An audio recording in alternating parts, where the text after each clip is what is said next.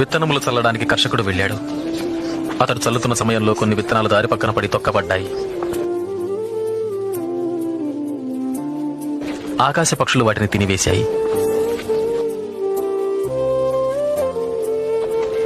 మరికొన్ని విత్తనములు రాతి నేలను పడ్డాయి. మొక్కలు మొలిచినను చెమ్మలైనందున ఆ విత్తనములు ఎండిపోయాయి.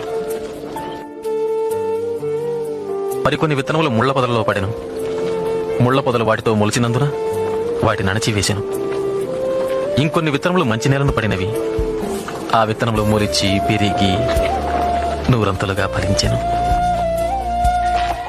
విత్తనము దేవుని వాక్యం.